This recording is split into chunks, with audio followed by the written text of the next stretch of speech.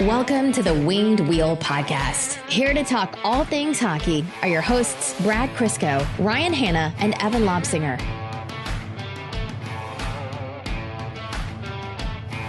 I know you're going to hate me for saying this, Brad, but I genuinely feel like we need 20 more episodes to properly cover what could happen in the draft. Like, I'm in shock that we're already at the draft preview because it's too wide open, especially for Detroit at 9-17.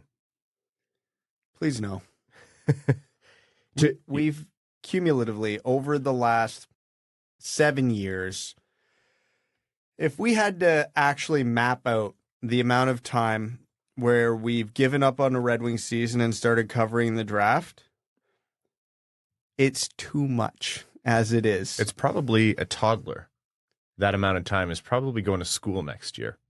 At least. I was going to estimate higher than that, but yeah, you're probably right, about right. Fortunately for you, I think this draft is going to remain wide open until, we get to the draft floor. So as much as we love exercises and futility on this podcast, it is time to get down to brass tacks. Folks, welcome to... I always talk about like our annual big episode about the NHL draft, and that's because the Red Wings have been bad enough where these have been big since we started the podcast 8+ years ago. But welcome to one of our biggest episodes of the year, as has been the case every year. I hope in the future that changes. But for now, our 2023 NHL Draft Preview episode, covering what's to come in the NHL Draft, specifically from the lens of Steve Yzerman and the Detroit Red Wings, but from a league-wide view as well. Folks, welcome to the Winged Wheel Podcast. I am one of your hosts, Ryan Hanna. I'm Brad Crisco. And I'm Evan. On this episode of the Winged Wheel Podcast, as you can guess, draft. Everything about what's to come on Wednesday and Thursday, and what's highlighted as the Connor Bedard draft, but we all know the real action is going to start at pick 2 onwards. So it's everything from little mini prospect profiles to strategy to rankings to maybe even an ad hoc mock draft. We're going to be talking the possibility of trades, what's going to happen not with just picks 9 and 17, but Detroit's 3 consecutive second-round picks. How are Yzerman and Draper going to approach everything? It is all things draft and then more draft. Before we jump into it, though, I want to let you know of a couple things. If you like the Winged Wheel Podcast and you want to support us and you want to go above and beyond, patreon.com/Winged Wheel Podcast. Become a member of the so-called Dub Club.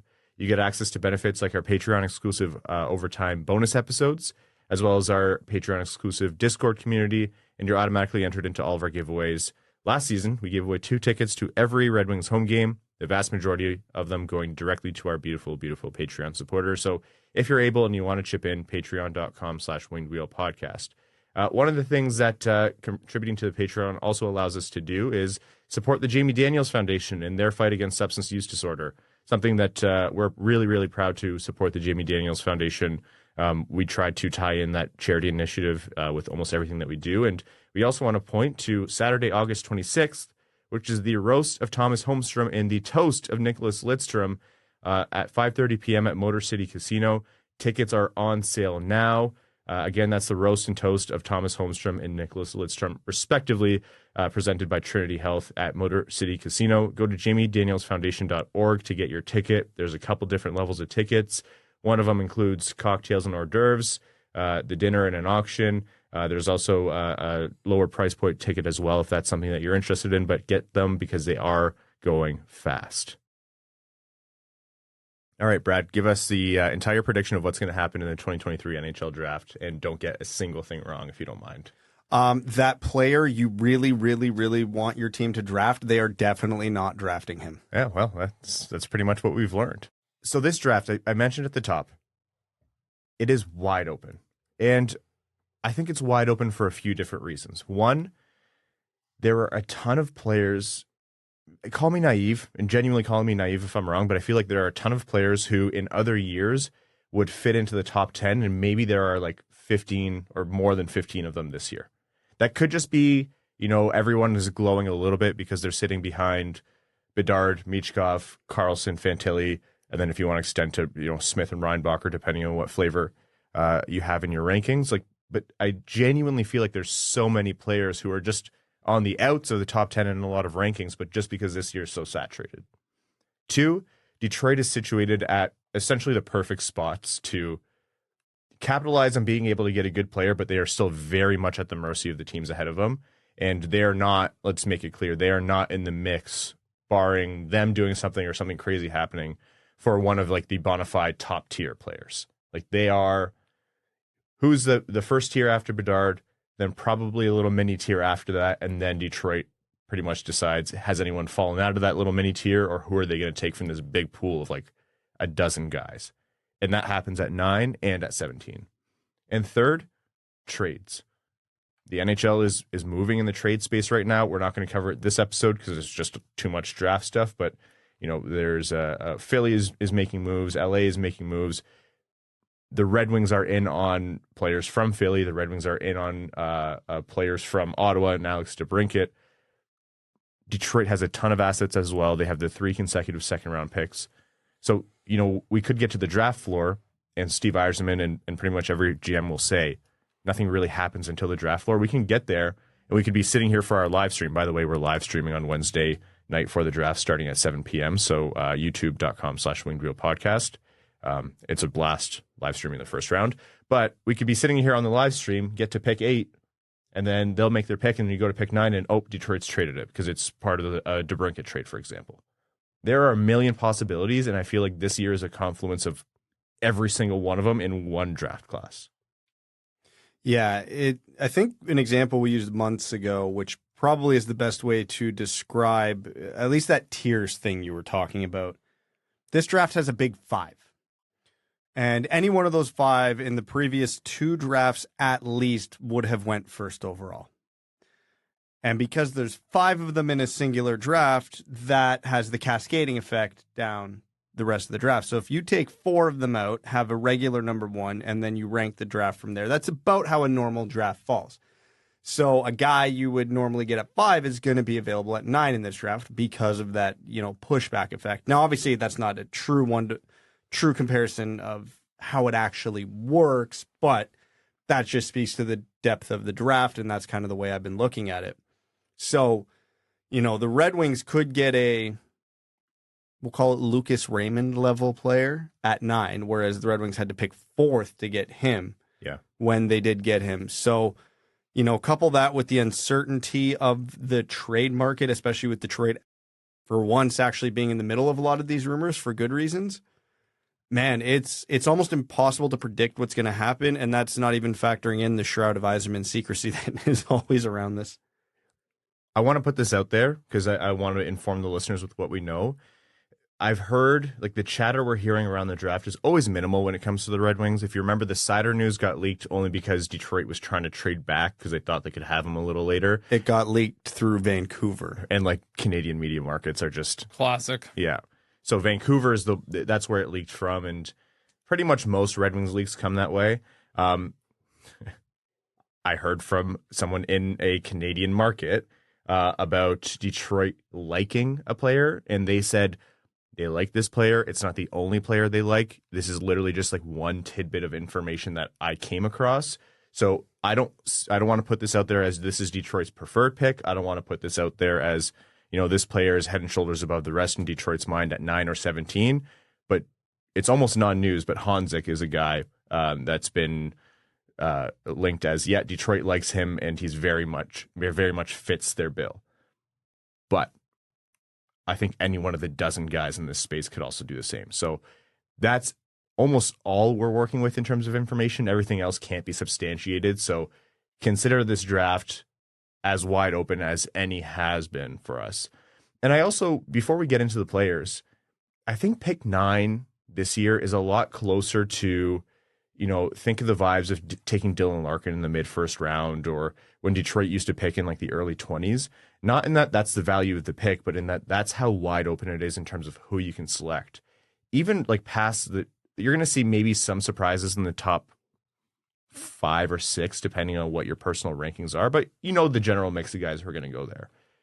Detroit could take Honzik, Matthew Wood, Oliver Moore, Simashev, Danielson, Barlow, Benson, whatever, and any single one of them in my mind has more or less an equal or an equal range of a case of arguments to justify that pick. Like, what I'm trying to say is you can go out a lot of different directions and it would be perfectly fine. And a guy who's picked 9th isn't necessarily better than 13th, isn't necessarily better than 17th, et cetera, et cetera.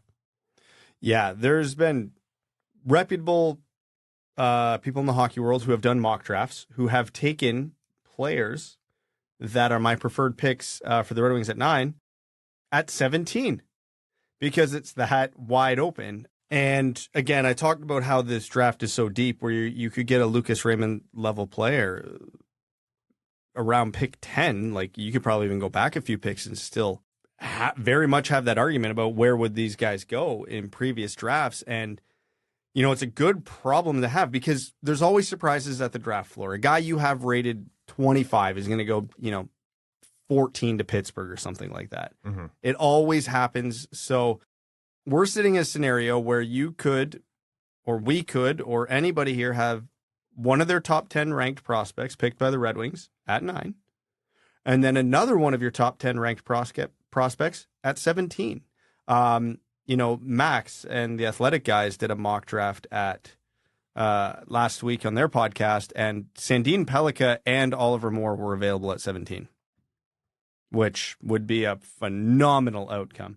And, mock drafts tend to have less variance than the actual draft itself. So, in terms of quality of player, this is actually a phenomenal year to have 9 and 17 because not only could the Red Wings draft 2 phenomenal players there, as we mentioned last episodes, if there's a trade in the works, someone very high up on another team's board is likely going to be there at 17. And, the one thing we have to keep in the back of our minds this whole time too, and I always remind myself of this, at each of the Red Wings first round picks, there is going to be a player I really, really like. And the same thing's going to happen to you, listener. They are definitely not going to pick them. Brad, the anti-scout, strikes again. It's going to happen, and, you got to be ready for it.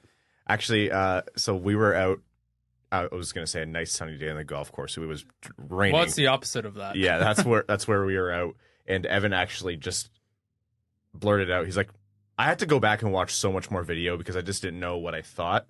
And I'm not going to spoil what he said, but I still don't. That's a spoiler. Oh, I don't know. You've changed your opinion since we talked? No, I haven't, but I still don't know. Evan is this feels like another Evan Lobstradamus year where Evan just makes a prediction and he knows. Anyways, I won't spoil what it is. Let's get into talking about players, and I'm going to lead with Bob McKenzie's final draft ranking. And a little bit of an explainer here for those of you who don't know. This isn't Bob McKenzie's evaluation of the players. This is Bob McKenzie's sources, basically scouts or people in draft related positions in front offices. And he formulates what he roughly thinks the ranking is across the actual league's scouts. So this is the best view we have into what the NHL is thinking of these players. So in order, I'll give like the top 20 or so here. Bedard, Fantilli, Carlson, Smith, Michkov. Not really surprising. Leonard, Dvorsky, Reinbacher. Zach Benson at 9. So that's the Red Wings pick, hypothetically. Gabe Perreault, Matthew Wood, Colby Barlow, Oliver Moore, Axel Sandin Pellikka, Braden Yeager, Nate Danielson, Sam Honzik at 17. So that's the other hypothetical Red Wings pick. Otto Stenberg, Dmitry Simashev, Tom Willander, Callum Ritchie, Daniil Boot at 22. My biggest takeaway is there are very few surprises in there. I was actually shocked that Reinbacher was as low as 8 because I think we're low on the defenseman in this draft. A lot of consensus has him going top 5 or 6. Brad, I think you and I had him like 12 to 14-ish. Yep, I think I have him at 13 on my list. And so, but other than that, not really any surprises in terms of what the league is actually thinking coming into the draft.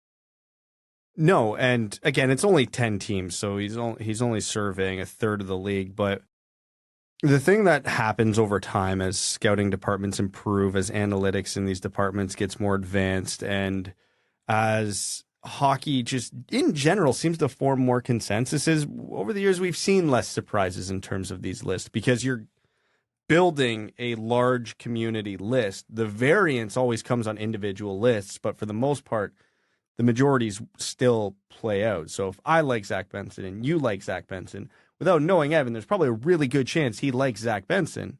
And if he doesn't, he's the outlier because the other next 6 lists are probably going to agree with us, hypothetically, right? So Bob's list is always the most reliable in terms of what's actually going to happen, but it's always off. And because no list is and you know, I always reference back to the Cam Fowler draft where he was like a consensus top 4 pick and he ended up going like 12 or 13 to Anaheim. And someone did a deep dive into why that happened. And the conclusion was, you know, it wasn't an exact science, was after talking to a lot of teams who passed on him, is he was second on their list. They just liked one player more. Wasn't like they were way down the list. It's not like the team picking at 6 had Fowler ranked 14th. They had him ranked second best on their list versus what was left. And stuff like that happens and guys fall. And it just takes one team to like us, Sam Honzik, and all of a sudden he's a top 10 pick despite being, you know, the 17th ranked. Mo Sider, we're Red Wings fans. We're not new to this. So despite how predictable Bob's list kind of broke down in the wash, I'm going to repeat this probably a couple more times this episode still. Expect craziness. Everything we say is going to be thrown out the window. We're doing this to give you previews, insight, who are the players, how does it affect the Red Wings? We're going to be wrong. Oh, yeah. We're not even going to be close. If we get the top 8 players correct, even in the wrong order, that's a miracle. We're doing phenomenal at that point. You know what I mean? So it just takes one team to go rogue and everything has a massive trickle-down effect. Because, again, and I mentioned it earlier, and I'll bring it up again, let's say Ottawa really, really likes Matthew Wood. And Matthew Wood's what, like the 12th ranked prospect on Bob's list? If he's the second guy on everybody's list 11th, from 12, he's 11th. Yeah, so if he's the second ranked guy on everybody's list from 11 to 16, and he's sitting there at 17, maybe that's what it takes for a DeBrincat trade to get done. Yep. You know what I mean? It's all on the table, and we won't know. So even though I made a joke about how sick of draft coverage I am because of how much we've had to do it over the years, this is why it's amazing. This is why it's fun. Because not only does all of this have huge ramifications on franchises for years and years and years to come, nobody knows anything. It's literal, true, unexpected entertainment.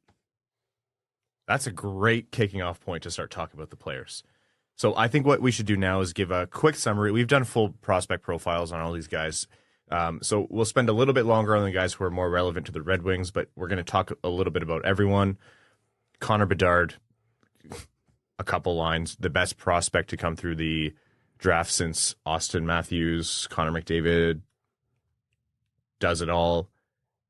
Unreal release. He's going to change Chicago's franchise, and if he doesn't become Chicago's best player comfortably, then he's a bust, and it's one of the biggest busts in NHL draft history, plain and simple. He's their best player right now. Yeah, he actually is. Like, unironically, I think Evan would have a shot at being the Hawks' best player right now.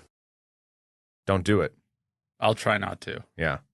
The offers have been very well received.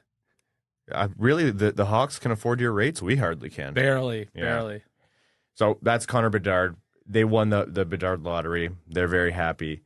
That's Connor Bedard. Adam Fantilli out of Michigan. Your 200-foot ultra-competitive do-it-all center. What team doesn't want that? High offense, high motor, high compete, very well-rounded game.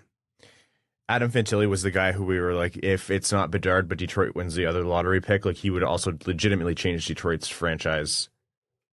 I'm not going to sit here and complain about that, but would have been nice.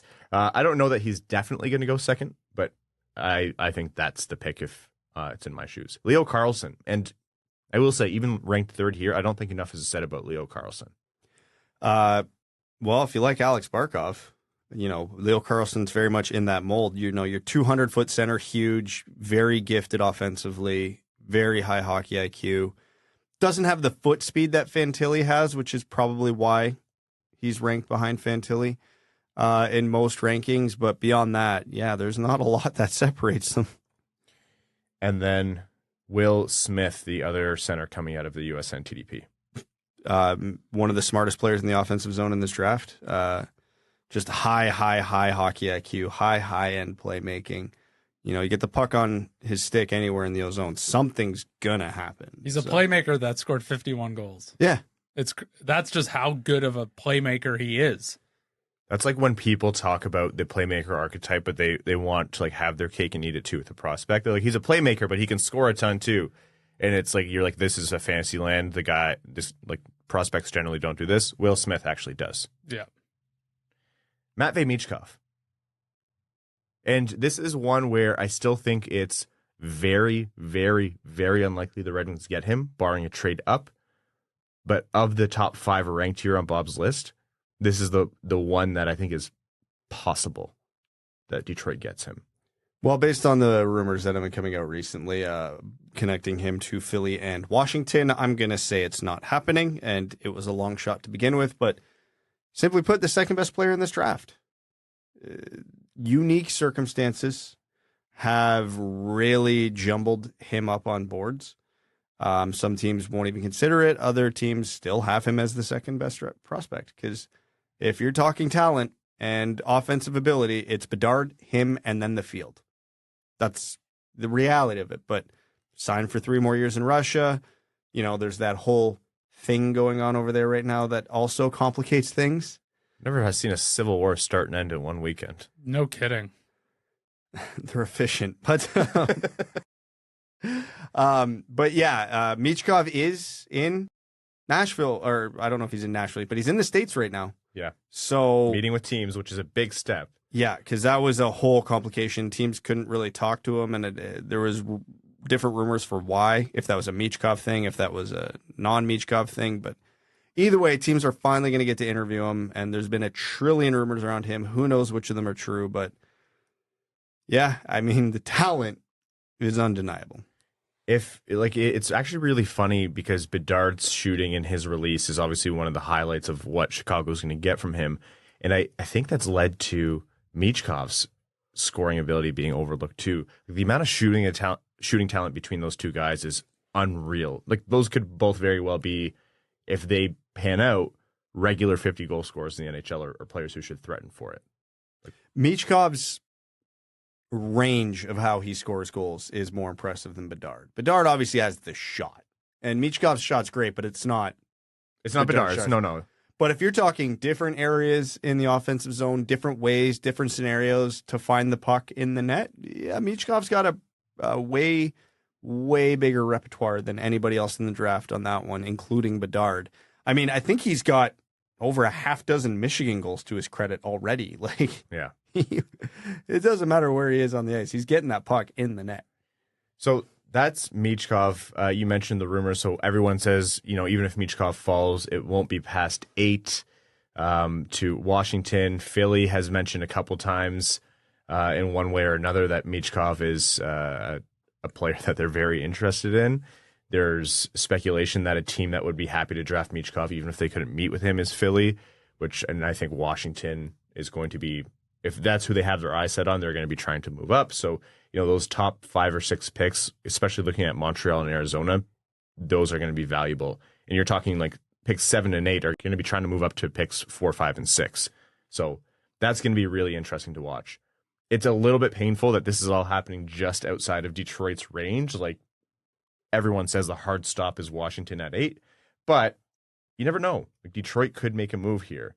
That said, there are complications. As Brad mentioned, he signed for 3 more years in the KHL, and barring some kind of like nullification of that contract, we don't have any indication of that being the case. And I don't think Russia's very keen on letting their biggest superstar to come through the league go to the United States, who have levied sanctions against him.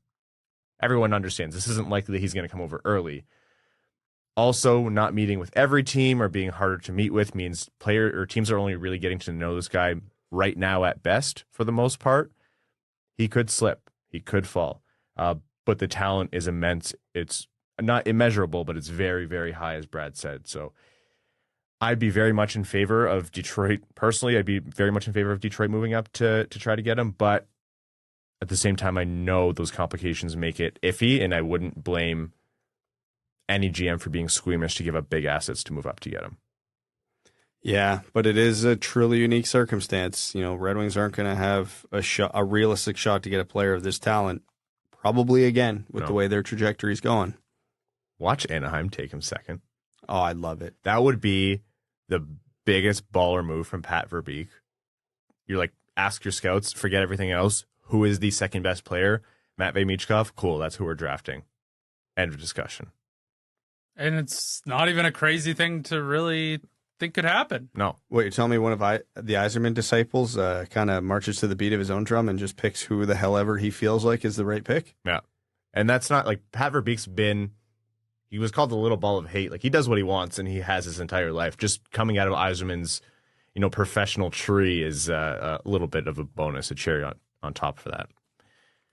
Now, that's the top 5. In Bob's rankings, the next up is Ryan Leonard. And Leonard is in a tier of, I think, 2 players, maybe 3, who I think are very unlikely to make it to Detroit. But I think Detroit runs to the stage if they're there. And I'm pretty much the same thought on 2 of them. So Ryan Leonard is the first of them. Leonard and Dvorsky for me are together in that tier personally, but who is Ryan Leonard as a player and why is his archetype so attractive right now for the NHL? Because Matthew Tkachuk just so hot right now. Yeah, honestly. And teams are going to be tripping over themselves to get that type of player, and that has benefited Ryan Leonard's draft stock. Now, obviously not a one-to-one comparison. What I'm referring to is that hard-nosed, offensive, gritty, high-compete winger who can score.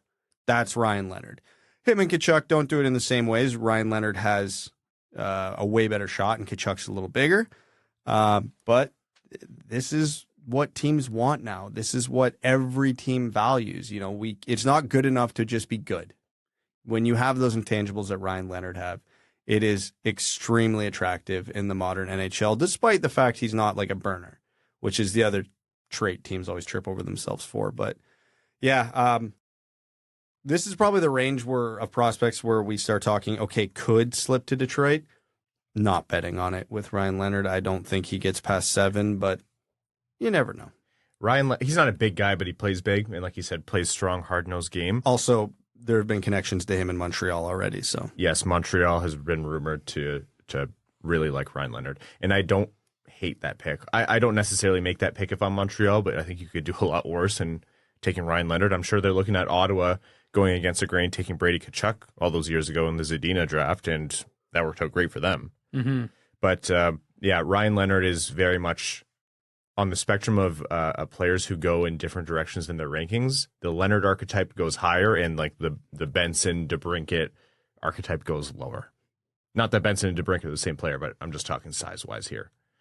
But yeah, Ryan Leonard is, I think you can assign like 20 GMs to this, but that's a Steve Yzerman guy, right? Like if Yzerman could pick any one of the players within reason to fall to him, like not Michkov, not Will Smith or something, his first pick would be Ryan Leonard. Oh, yeah. Oh, 100% this guy is the Steve Yzerman type. That's a run to the stage for me. If he's there or Detroit wants to move up for him, I don't think it's a question. I think they take him. If he's there with Dvorsky, then I'm not sure how the Red Wings rate those two independently. I would have a tough time really breaking it out, but I think if Leonard is there at 9, there's no question that he's the pick unless something else insane happened. He's my highest ranked US NTDP player in my list. Higher than Will Smith. I have him higher than Will Smith. Walk us through that. He doesn't have as strong of hands as Will Smith does, but I like Ryan Leonard's game a lot more along the boards. Like, when I think about the NHL, I see Ryan Leonard's game a little bit more translational than I do Will Smith. Mm-hmm. I like that Ryan Leonard scores a lot from inside. He's actually a very good facilitator of the puck too, which is probably why their line is broke all the scoring records. All they did was produce, yeah. I see him as more of a line driver type player than I do Will Smith at the next level. And I have him higher because I truly think teams after this playoffs are going to just trip over themselves to get a Ryan Leonard type. And that's nothing against Will Smith. I think he's one of the best puck handlers in this draft. Me, I gravitate towards violence. Ryan Leonard has that in spades, and he's certainly not a one-dimensional bruiser, power forward type player. I just think his game translates to the NHL maybe a little bit better than Will Smith. Does the positionality like that trumps the positionality because Will Smith I is don't totally care about that really when I think about it. Okay. So next up, talking about positionality, Dalibor Dvorsky is 7th on these rankings, and he is the other guy in that tier of shouldn't be available at Detroit's pick, but could be, and I think they were onto the stage, and I would agree with Dalibor Dvorsky. In my personal rankings, and we'll go over our rankings in a little bit here, Leonard and Dvorsky are like flip-flopping between 6 and 7 for me. But Dalibor Dvorsky is a guy who rose really late in the game, had a little bit of a funny year in the Allsvenskan, but turned it on at the U18s, especially for Slovakia, and essentially put the entire team on his shoulders. I don't think that he drops, and that's mostly because I think teams believe he's a center. They see his frame, and they see what he did at the U18s, but who is he as a player? Man, a lot of these ones. 200-foot center, high offensive upside, high compete, was able to carry a weak team like Slovakia on his back at the U18s, despite not having a ton of help around him. Again, sounds like a Red Wing already. But it sounds so simplistic to just say, what team doesn't want a 200-foot center with high offensive upside?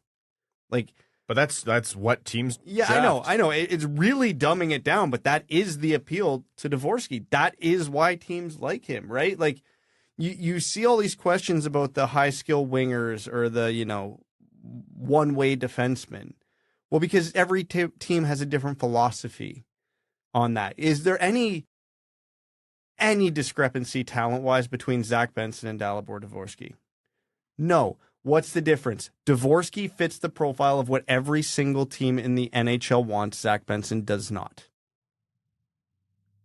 You think they're equally skilled? I would argue Benson's more skilled. That's I think in terms of like pure skill, and that doesn't mean going to be a better player. Yeah, but that's further to my point. And like I'm saying this is a guy who probably would take Dvorsky over Benson for all the reasons I laid out, just because of the impact that type of player has on a game, right? And, Dvorsky, this is one of those, he's probably the first prospect on my list where the list that we've gone through so far, where I have reservations.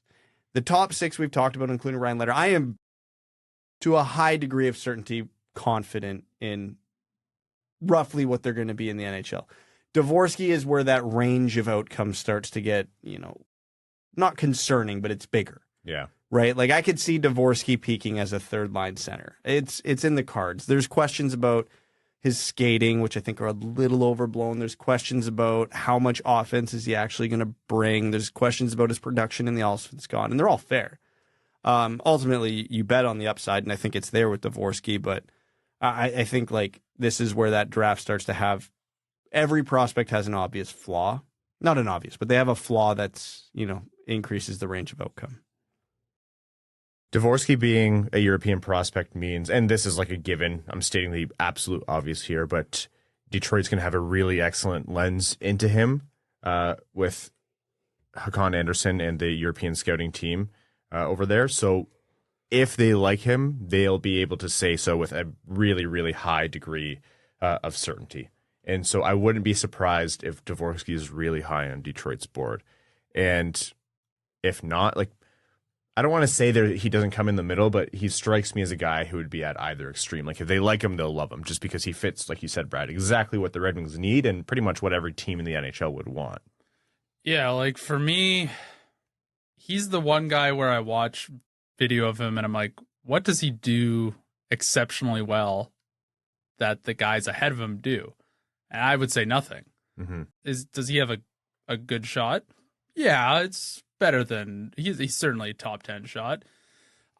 He doesn't have that separating skill that I've watched. But you know what? At the end of the day, if you get a matchup type centerman who's good at both ends, plays both special teams love drafting those guys. So I can totally see him being off the board before the Red Wings pick. You know what the perfect summation of Dalibor Dvorsky is? It's what happened in the Athletics consensus rankings.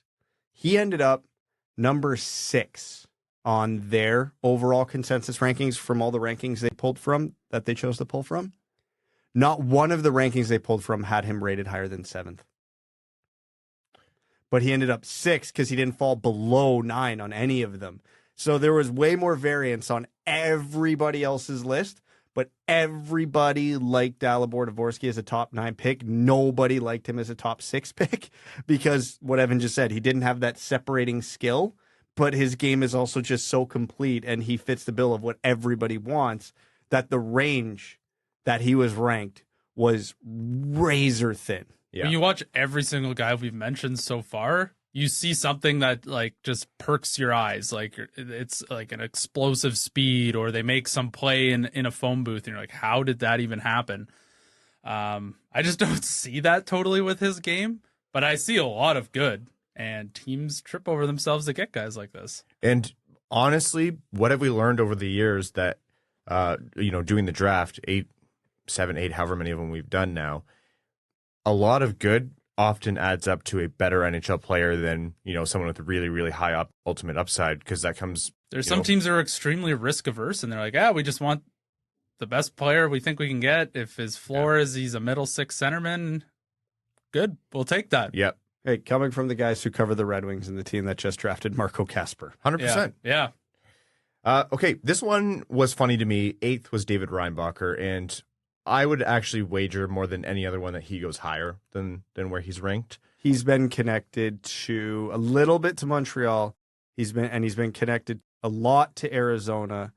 And there's even been, he hasn't been connected to Philly, but Keith Jones' comments about building from the blue line out make this an obvious connection in that scenario. So it's probably worth noting. So Reinbacher is a defenseman. Again, we're going to qualify this by saying at least 2 of us here don't have him ranked in the top 10, and we both fully accept that we will be wrong about that because he's consensus the highest ranked defenseman. Who is he as a defenseman in general here, and why is he unlikely to go to Detroit? David Reinbacher pisses me off. Poor kid. And it has nothing to do with him. It's the discourse around him, because what happens is one of 2 extremes when talking about David Reinbacher. You get the defensive crowd planting their flag. Defenseman is the most important position in the NHL. You must rate him higher. This guy plays the defensive end of the ice so well, so he's a top 5 pick all day, every day. When was the last time a defenseman won the Hart Trophy? Yeah, exactly. But and they'll say, and you're stupid if you disagree. And then the other one, say it proud. And then the other group is, no, like skill matters, and you can't take a defensive defenseman in the top 10 because, reason X, Y, and Z. And what this all misses with David Reinbacher is everything, because he does everything pretty well. Like Dalibor Dvorsky, he doesn't have that elite trait.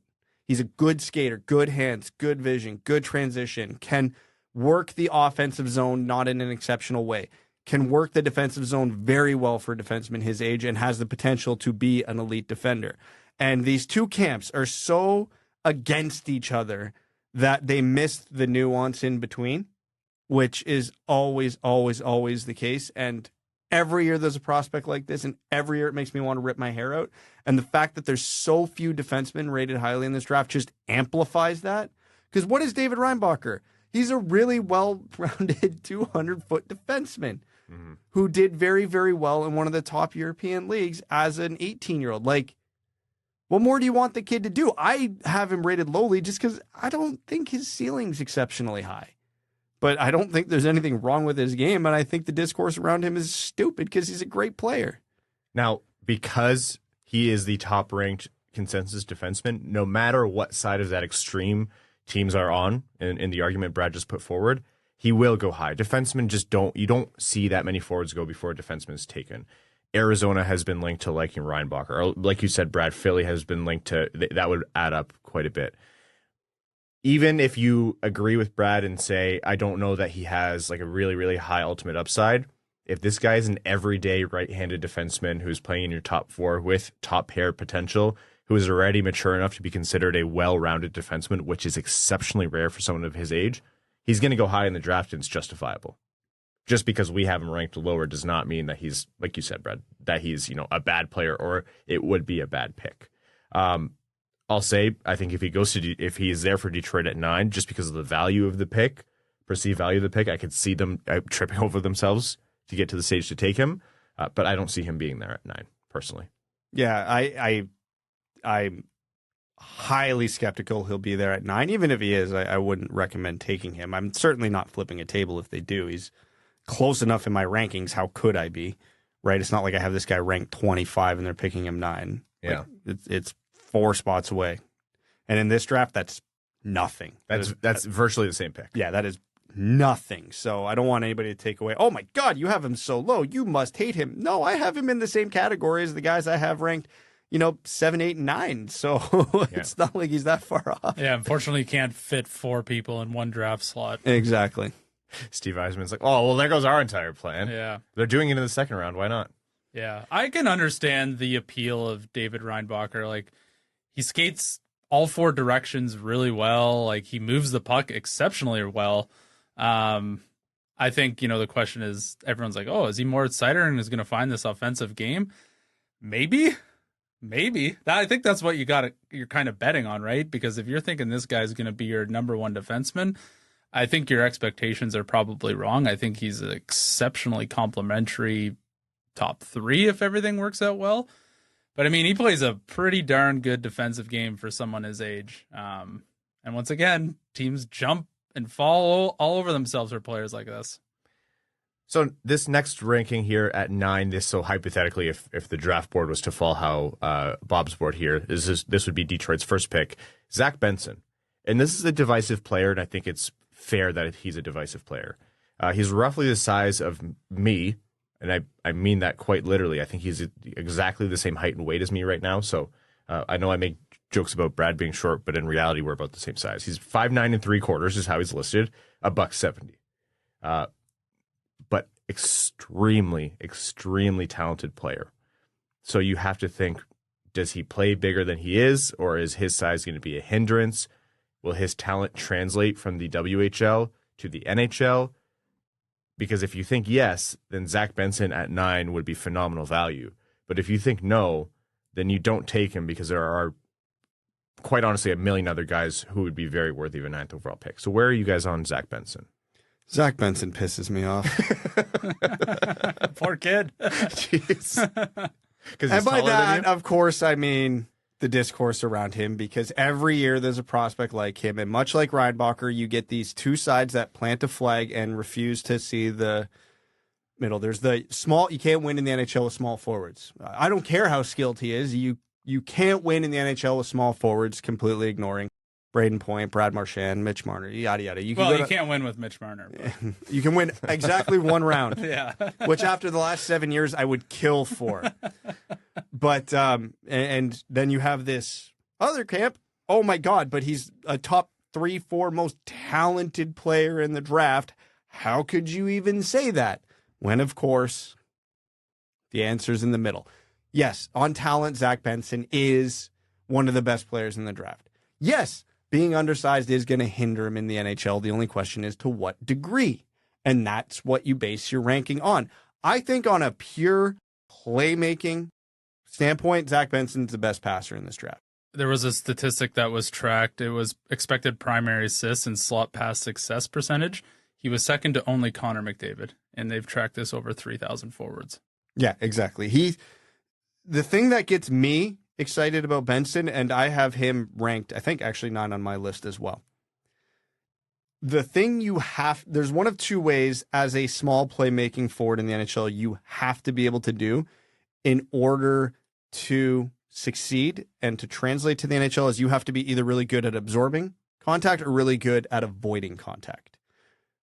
Zach Benson is the latter. That guy moves so fast and processes everything so quickly in the offensive zone, he rarely gets touched. He's made his play before that defenseman gets to him. So you put him with any half-ass line mate who can find space, he's going to get it to them. It's not a question. He sees it. It's coming. Be ready. Which, that's a whole other issue of drafting him to the Red Wings. Oh, man. Philip Zadina's going to score 40 goals. Oh, God. No, the rate of glass pings per 60 in the LCA is going to go up exceptionally high. Time, flat circle, yada, yada. But, yeah, so Benson, the way he can dart in and out of traffic, the way he can see what's happening in front of him as he's doing it, and then you couple that with his production in the WHL, which has been phenomenal. He's on a team with Matt Savoy, Connor Geekie, Connor McLennan, who is another NHL draft pick. He's been driving that team since he was 16. He's been outperforming these guys. We liked Matt Savoy at 8 last year. Benson's better. Benson's been outperforming him, even though he's younger than him in the WHL, on the same team, in the same circumstances. Again, the talent is undeniable. It's just how well do you think it's going to translate to the NHL? And again, you have to, like I said, at his size, you have to be able to do one of those two things, and he does one of them very, very well. So I'm betting on it will translate. For me, so if we're talking about size, I always draw pause when you look at smaller players who are just shifty in traffic, and that's how they produce their offense at their junior level. And it becomes extremely difficult to do that at the NHL level. Basically impossible, and I think that's where people get concerned. For me, Zach Benson does not do that. He builds a lot of his offense off the wall and manipulating other teams' defense and finds spaces for his teammates. I have Zach Benson at 5. I think he is. I was totally not. I didn't have him in the top 10 until this week, and then I did the whole like deep dive on a ton of the top 10 players, and I thought he was the 5th best player in the draft. I honestly do. That's okay. And for people who haven't been listening long, Evan's preferred player type is not him. No. So that's a massive vote of confidence. Just go watch some of his game tape, and the way he disguises what he's going to do and manipulates other opposing players to do what he wants them to do, and then goes the other way and creates offense. It's crazy to watch. And he's quick and has an ultra high compete. Like, he's not the small guy who's just kind of there until he gets the puck, which I love about him. Like, you take what's the Red Wings equivalent? Berggren. Make him faster, quicker, and way more competitive. Oh, and his passing's better. You get Zach Benson. And people might take me saying, oh, he's a perimeter player because he plays off the boards. Well, he plays off the boards and goes right to the middle of the ice and creates offense that way. And he's also really good defensively. He takes away passing lanes. He's active with a stick, and he uses his hockey IQ that he has from the offense, also in the defensive side, to break up plays and creates like small area 1-2 touch passing scenarios to break out of the zone. It's amazing to watch. So I'm going to do some devil's advocate here. The Red Wings already lack speed on offense, like high end speed, and the Red Wings, though they could use everything, like they need talented wingers, of course. They need scorers more than anything. So if there's a center who can score a little bit better than Benson, who's bigger, would you still recommend Benson over them? Or are you pure BPA, best player available, and you take Benson just because this is the kind of talent that you don't ever see at 9, really? Well, if you're bringing in DeBrincat, you bring in Zach Benson. Oh, yeah. Short Kings line. I love it. Yeah, there's a lot of ways this could go because, I made a small joke about it while I was talking about Benson, but yeah, who's he giving the puck to right now where that puck's going to end up in the net more often than not? And that is a genuine concern. But that doesn't mean you shouldn't take him. It means you need to go get some of them. Yeah. Like, the Red Wings need to improve in a lot of ways. So you don't pass on a playmaker who's, 10% better than the goal scorer that's available because you don't have a goal scorer. Well, guess what with the Red Wings right now? If you draft Matthew Wood or Colby Barlow because they're the goal scorers, I don't have anybody getting them the puck right now. So it doesn't matter here. Yeah, you have some guys who are pretty good at everything, like Larkin and Raymond, etc. And even Marco Kasper, if you want to lump him into that. But it doesn't matter. If you want these specialty, high-skill players who are elite at a trait, well, the Red Wings don't have any of those. So draft whichever one's highest on your board and solve the rest later, because you're going to have to solve whichever one you don't get. So I personally have Benson ranked 8th behind, the top 5, Bedard through Will Smith, and then I have Leonard, Dvorsky, and then I have Benson, even ahead of Moore. I really agree with a lot of what both of you have said, but I think I actually come lowest or least high on Benson out of the 3 of us. Not like Evan, who just notoriously loves the small skilled guys. Yeah, exactly. Because as much as I think his high end upside or top end upside, as Brad just described, is exceptional and stands out above most of his peers in that range, I couldn't look a GM in the face and say, I'm completely sold on the risk being worth the reward being worth the risk. You know what I mean? I'm close. I'm getting there more and more. I've done the same thing as both of you. I keep going back, but it's his peers around him where there's a little bit more certainty in my mind that's making it hard to say yes, absolutely. All of that said, I still have him at 8 behind Leonard and Dvorsky. You know what helps with the high-risk players when you're picking 9th overall? Having a very deep prospect pool and having another pick 8 picks later. So I think we're getting a little sneak preview of what the rankings are going to be for all of us here, but I think for both of you, Benson's going to be pretty high up. Okay, we're going to be back with more prospect profiles, but first, a quick break. This episode is brought to you by Manscaped.com, the global men's lifestyle brand that's disrupting the beard market. Hockey and beards are synonymous, and if you've followed us for a while, you know that Evan and I take great pride in our beards while Brad does his best Crosby impression. Now finally, Manscaped is launching a beard trimming and styling routine. Now what I have here is the Beard Hedger Pro Kit. Your facial hair really sets the tone for the entire postseason, whether you're contending for the cup or sticking it to your old school GM. The Beard Hedger trimmer has a powerful 7,200 RPM motor and titanium-coated T-blade that can cut through the thickest of hair in a single stroke. Whether you prefer a 5 o'clock shadow or a lion's mane, you can choose from 20 different hair cutting lengths with the zoom wheel that only uses one guard. The beard trimmer is waterproof, cordless, and rechargeable, so you can trim in the shower to save time and create less mess. Manscaped also created dermatologist-tested beard care products to help you grow and nourish a magnificent beard. The Beard Hedger Pro Kit includes the Beard Hedger, beard shampoo, beard conditioner, beard oil, beard balm, the travel case, and a free gift. To get all that and more, simply go to manscaped.com today and get 20% off plus free shipping when you use promo code WWP at checkout. That's 20% off plus free international shipping with promo code WWP at manscaped.com. Join over 8 million men worldwide, including us three, who trust Manscaped today. Let's keep talking about these players, and we'll move a bit quicker here because I think I want to get to these personal rankings. Gabe Perreault, which I think appropriate that Benson and Perreault are ranked with each other. Perreault is not that much taller. I think a little bit more skinny, but also, from the USNTDP, thought of as a really intelligent player, especially offensively. Scoring records galore. Evan, you told me out on the course the other day that you think he was one of the primary, if not the primary driver of the offense on his line in the USNTDP. Who is he as a player for you, and how does he stack up against Benson in your mind? A lot of what I said about Benson, especially with the creativity and the playmaking in the offensive zone, can apply to Perreault. The only real separator for me between the two is I think Benson plays with a little more pace and has a little more compete to his game. Obviously, Perreault's a little bigger, I believe. In terms of height, not weight. But yeah, Perreault's a little tougher to decipher, though, because he played on such a stacked line. Benson played on a really good team in a stacked WHL team, but it wasn't Will Smith and Ryan Leonard good. So it's really hard to, compare the two against each other despite having so many similar strengths. I think if Perreault gets a little quicker and bulks up, just a touch. I'm not saying he needs to turn into a monster or anything. He could be very, very, very good in the NHL. The compete holds me back a bit. And not that his is bad.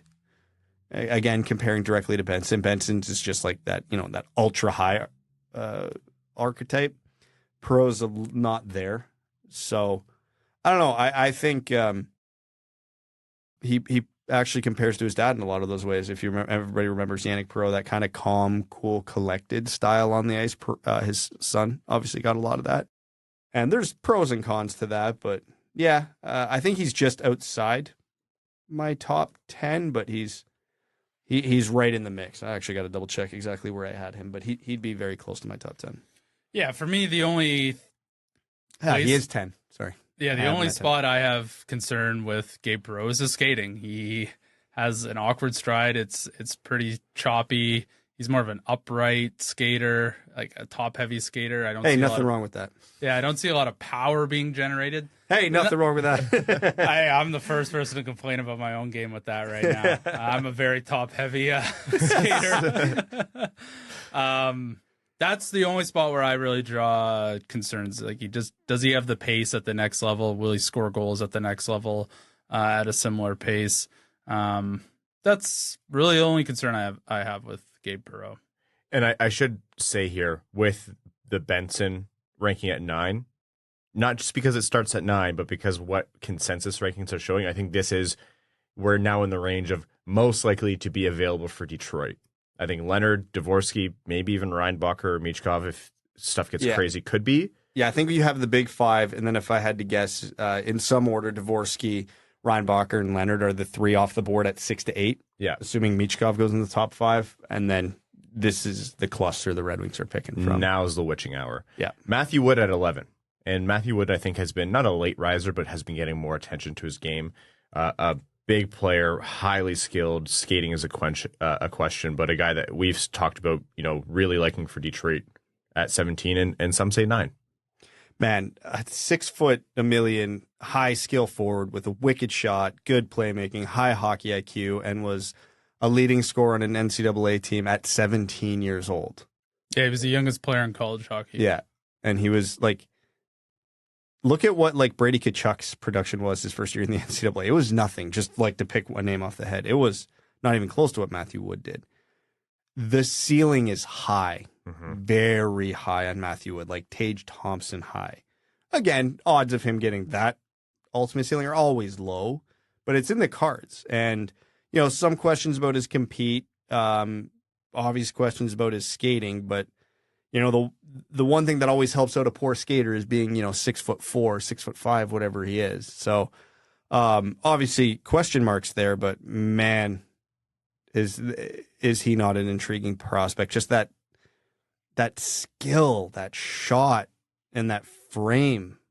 Like, man, if he hits big. What I like about Matthew Wood is that he's already using his body to win battles. Like the offensive IQ and the skill with the puck and the shot, like you said, Brad, those are already all there.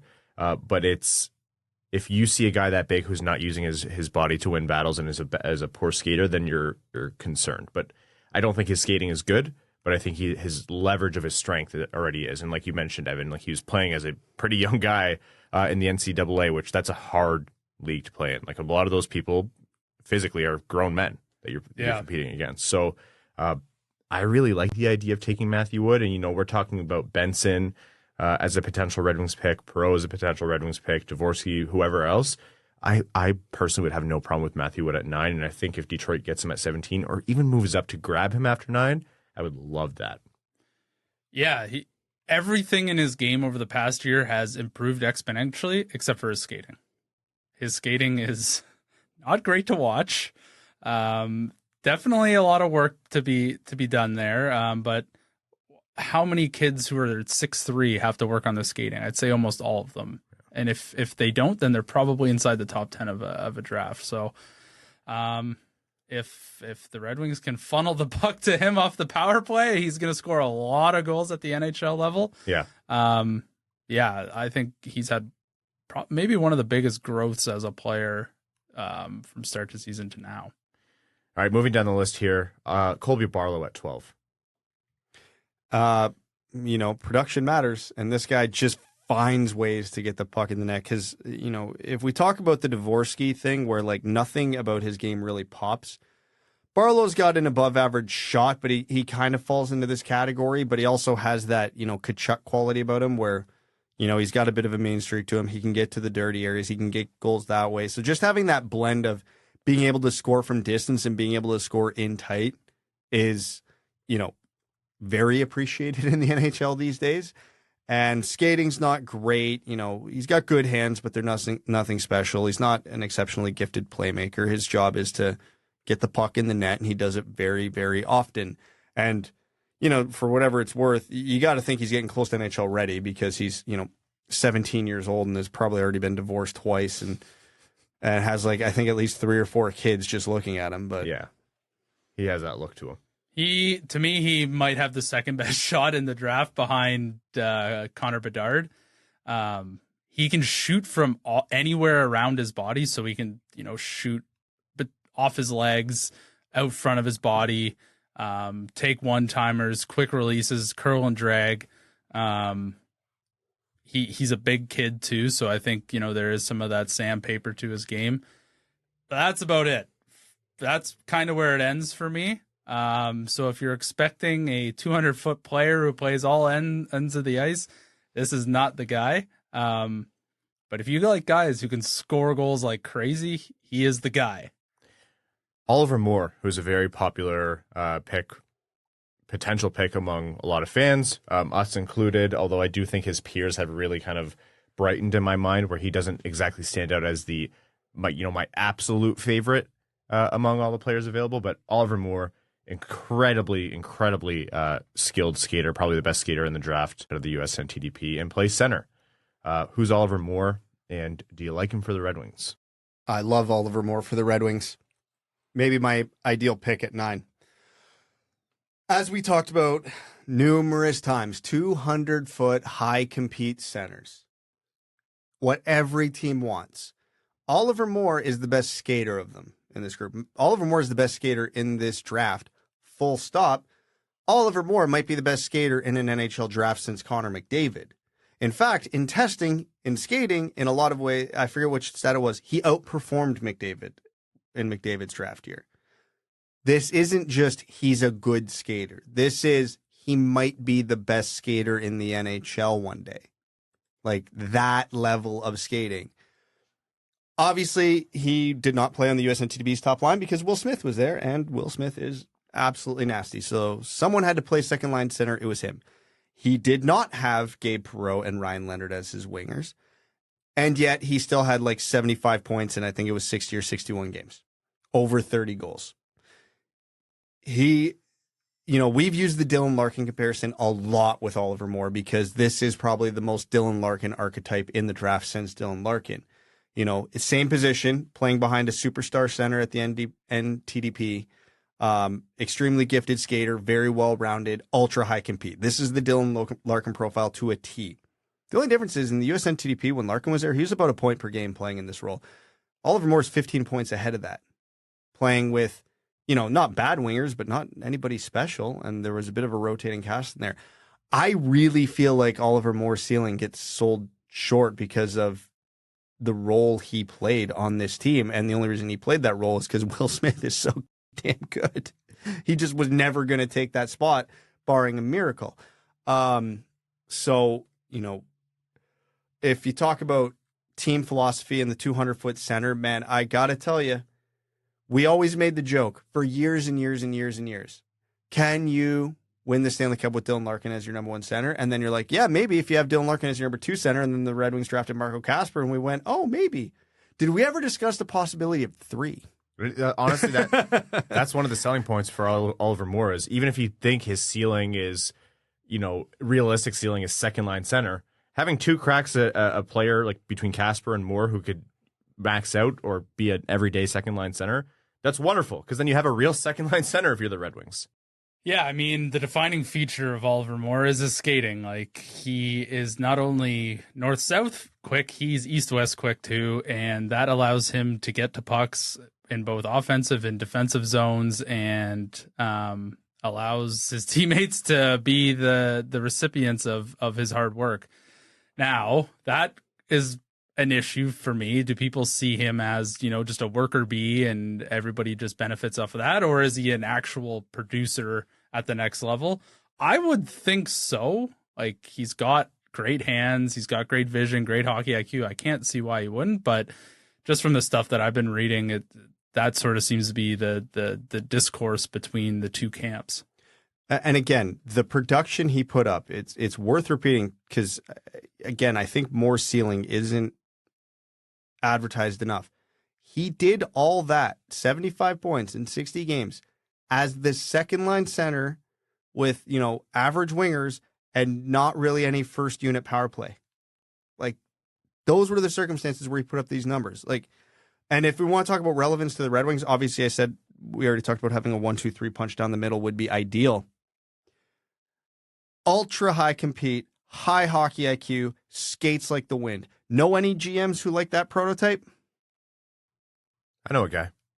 I think I can think of one. Not very chatty. Oliver Moore kind of reminds me of that guy who tries, not saying he should try too hard, but those guys in beer league who are just water bugs and are so annoying and they just piss you off? Yeah. He's that kind of guy. He's in every play. His motor just does not stop.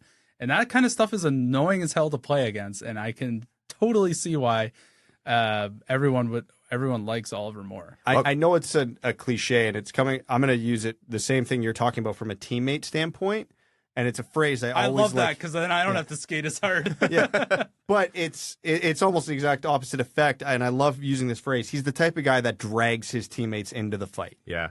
Like Ryan Leonard gets billed as that guy, rightfully so for another reason. Oliver Moore is also that guy. Like, we've been watching Dylan Larkin for years. I think every fan who's been watching the Red Wings in the Dylan Larkin era would go to hell and back for Dylan Larkin. And if we're talking Red Wings specific, what is one thing the Red Wings aren't great at? It's pace. They don't play quick. Maybe that's system generated or the talent on the team. I'll let other people decide. It's both. Yes. I'll let other people decide that. Oliver Moore would fill a huge need at that. This is the Winged Wheel podcast where we talk about why every prospect pisses us off. Yes. Now, the next ranked defenseman in these rankings is Axel Sandin-Pellikka. And if you remember back to the draft rankings episode, Brad and I actually both had Sandin-Pellikka just a little bit above David Reinbacher. And that's not a popular opinion, and we very well could and are likely to be wrong on that. But Sandin-Pellikka is a guy who I view as being more gifted offensively, or at least having that higher offensive upside as a defenseman. Not as well-rounded as Reinbacher, but you think of Evan's discussion on peakiness in terms of attributes. There is something that stands out in Sandin-Pellikka's game. So what's a quick rundown on Axel Sandin-Pellikka out of Sweden? Well, he's the most gifted offensive defenseman in this draft, full stop. And again, I'm not going to say the line, but the discourse around Axel Sandin-Pellikka pisses me off because you get these two camps that stake a flag and don't see in the middle. Is he an undersized offensive defenseman? Yes. Does that mean he is devoid of defense? No. He is actually good defensively. He competes. He's smart. He's positionally responsible. He doesn't cheat to get his offense. He is a very, very well-rounded defenseman. The problem simply is he's 5'10", 5'11". Like, he's a sub-6 foot defenseman. That's it. If he was 6'2", he is the first defenseman off the board. He is a top 6 pick all day. Full stop. End of statement. But if he can overcome that in the NHL at NHL pace, NHL size, with the way he sees the ice and the way he's able to, maneuver the offensive zone and maneuver the puck around the ice, he could be a real player. Like, not just a guy. He could be your go-to defenseman. For me, let's go away from defense, offense, because people will beat that to death. He is one of the best defensemen in transition. Like, pucks turned over, he starts to play up, or vice versa. He is excellent in transition, can move left, right, north, south extremely well. Being a top 4 defenseman for him is extremely attainable, in my view. It's going to take some careful usage of him at 5-on-5 and see how he plays his way into the NHL there. But in terms of, top power play quarterback, I think he's definitely in that conversation. Also, stating the obvious, Filip Hronek left. A lot of people look at Sandin-Pellikka as, that's the replacement right there. Braden Yeager, probably a little bit underappreciated of late because of all the people rising around him, but still a talented player in my mind who could potentially be a Red Wings pick, but I think it would also depends on who else they take. But who's Braden Yeager as a player? Small, high compete center with an absolute rifle for a shot. Lot to like about his game. Again, as is the theme with multiple players every draft, he's just a little too small for what NHL teams like. But the offensive upside and the motor are really, really going to help ease teams' mind if they're picking in the middle of the first round. Works like hell, too. Oh, yeah. Nate Danielson. This is a guy who is moving up people's boards. You talk about a jack-of-all-trades centerman who can play big and do everything pretty well. Is he a standout in any specific regard? Not necessarily, but do teams really, really, really want a centerman who can do it all at all ends of the ice? Yes, and that's why I think Nate Danielson is a guy who is likely to go higher than 16, but who is he as a prospect? What's his overall upside, and how do you feel about him potentially being, an Yzerman pick at 9? Nate Danielson, very well-rounded, 200-foot, limited offensive upside, apparently. Centerman. Again, very attractive qualities to every NHL team. always, always, always have concerns about late birthday, bigger players in junior hockey. His production wasn't great, and that's concerning. Now, is he actually a really gifted offensive player and he just played on a bad team? Very possible. Was his production a little inflated because this was his third year of CHL hockey and he was still bigger than most of his peers and had the extra year of development versus a lot of players in this draft? Also possible. Just for me, he's in the biggest... If we're taking his skill set and him specifically out of it, he's in the biggest risk group of first-round picks for me, which is either A, late birthday players in the CHL who have a history of not living up to expectations. Sorry, Philip Zadina. Or very large junior players who are just, now he's not this big, but large junior players who are just physically dominant over their peers and don't pan out to be what everybody thought: Lawson Krause, Quentin Byfield, Michael Rasmussen, yada, yada, yada. So I'm not saying Danielson's there, but the red flags are up because I really do like his game. And I'm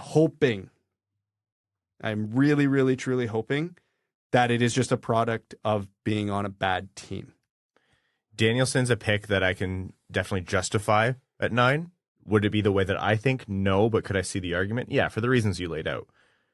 Do I personally, and I'm going to be very upfront about this, so I'm going to be wrong about that, and I'm going to be on a the media cut when Danielson wins the Calder for the Red Wings however many years from now.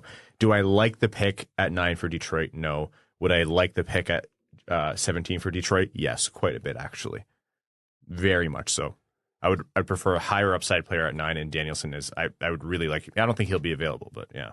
Yeah, I'm somewhere in between on Danielson. Like he moves the puck really well, but he doesn't really solve any problems when he's out there. I think if he's gets a strong supporting cast, there's probably more of offense out of him than what meets the eye.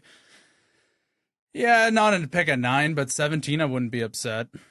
Speaking of guys who might fit the Red Wings bill, as we mentioned, Samuel Honzik, at 17 in these rankings, so that's hypothetically Detroit's second pick. I mentioned that he's a player that Detroit supposedly likes. I think Max reported that Honzik had a really, really great interview with the Red Wings. So, big winger up and down the ice. A lot of people project him as, a solid middle six winger, which if you can get a solid middle six winger guaranteed at 17, you're laughing.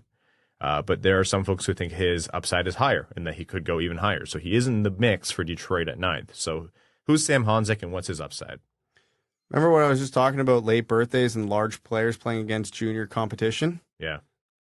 Here we go again. And I hate how broken my brain is because I really like his game. Much like Danielson, this is a player I desperately want to be wrong about because I like Honzik at 17. I don't like him at 9.